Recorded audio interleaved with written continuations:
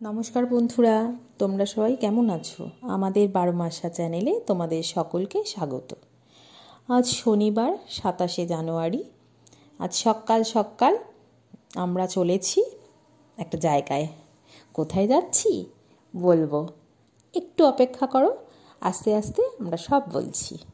দেখো চারিদিকের পরিবেশটা এত সুন্দর, কি বড় বড় গাছ, আর একটু রোদ উঠেছে। শীতকালে রোদটা তো অপরিহার্য, রোদ উঠলে মনটাও ভালো লাগে আর সব দিকটাই বেশ সুন্দর হয়ে যায়।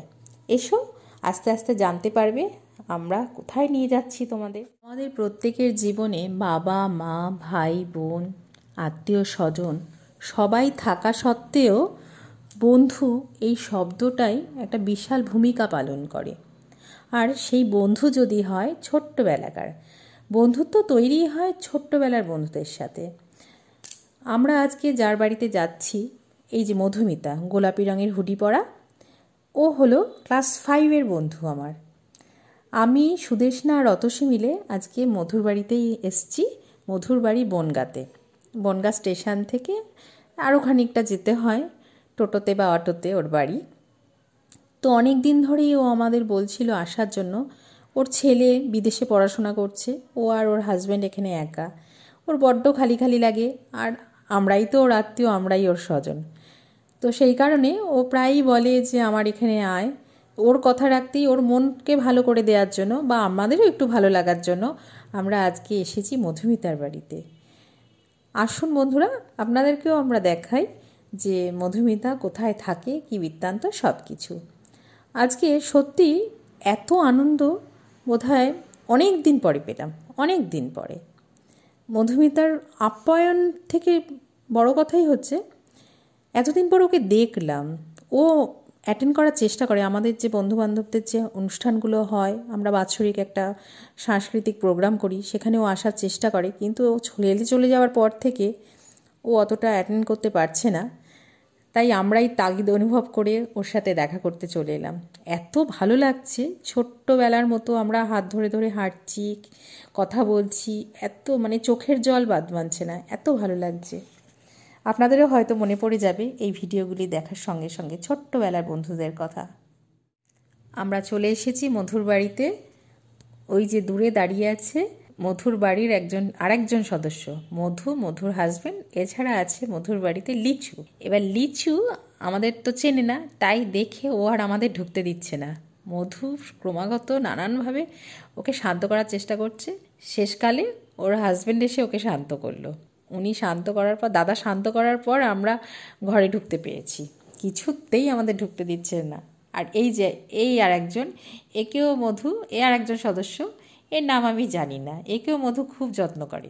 সকালের খাবার খেয়ে মধু আমাদের নিয়ে বেড়াতে বেরিয়েছে ওদের বাড়ির সামনে। একটু দেখবো, ঘুরবো, কোনো দিন তো আসিনি, তাই একটু দেখতে ইচ্ছে হলো। ও আমাদের নিয়ে যাচ্ছে, বলছে চল, এখানে চাষ টাস হয়, দেখবি। তা আমার তো ভীষণ ভাল লাগে, ওদেরও ভাল লাগে। ওরা বলছে চল।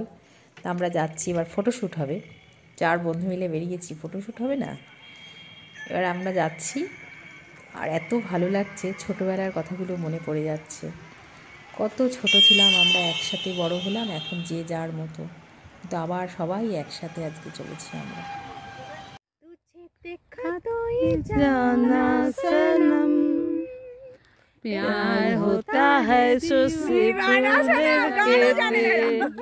আমি ঠিকই করেছি। আমাদের চল, এবার কে আগে দাঁড়াবে? দুটোই লম্বু সিং। না, আমি পিছনে দাঁড়াবো, অবশ্যই তুই সামনে দাঁড়াবি। চল দাঁড়া, দুজনে এমভাবে ধর।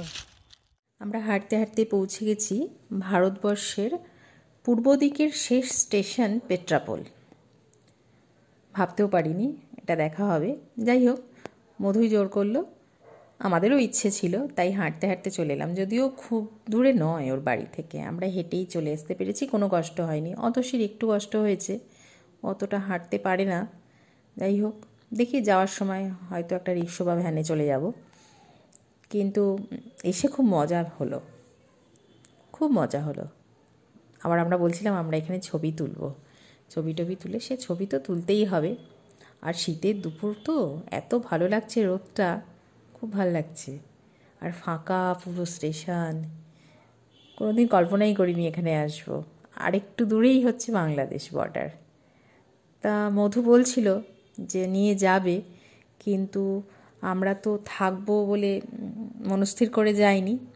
আমরা বলেছি আর একদিন আমরা যাব, গিয়ে ওর বাড়িতে থাকবো। আসলে ও একা থাকে তো, সব বন্ধুরা গেলে ওর ভীষণ ভালো লাগে।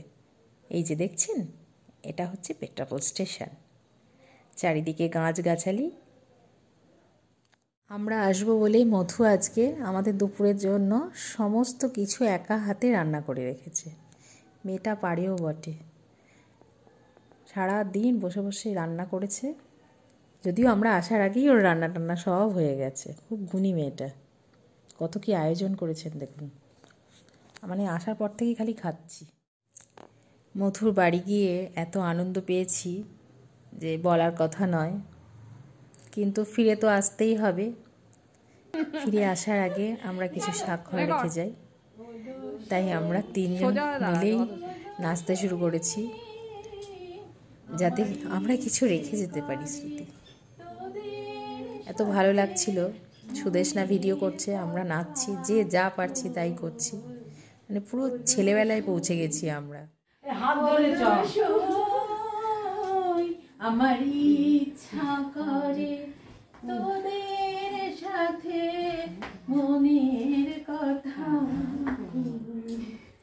তারপরে টিং টিং টিং টিং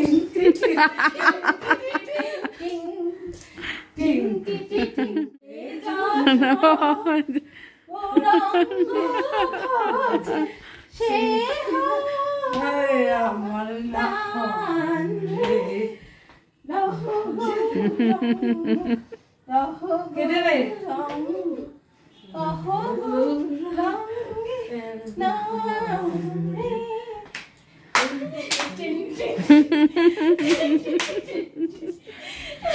সেই আজই ধানের ক্ষেত্রে রৌদ্র ছায়া।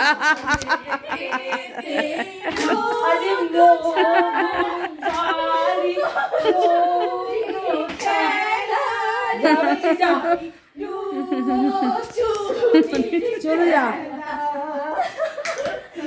যা যা মধু যা, নাচ নাচ মধু যা। ভজ গৌরাঙ্গ লহ গৌরাঙ্গ, লহ গৌরাঙ্গের নাম রে। মাটি ফেটে গেলে দাদা দেবে তো দেবে তো, এইবার তোমাদের বন্ধ করো নাচ রে। ভজ গৌরাঙ্গ লহ। এবার আমাদের ফেরার পালা। বনগা থেকে 6:30 বনগা লোকালটা ধরবো। আমরা এবার ব্লগটা শেষ করব। সবাই সুস্থ থাকবেন, ভালো থাকবেন। আর যদি আমাদের এই ব্লগগুলো ভালো লাগে তাহলে আপনারা একটা লাইক করে দেবেন, আর আপনাদের মূল্যবান মতামতটা আমাদের জানাবেন। আপনাদের মতামত আমাদের কাছে খুব গুরুত্বপূর্ণ।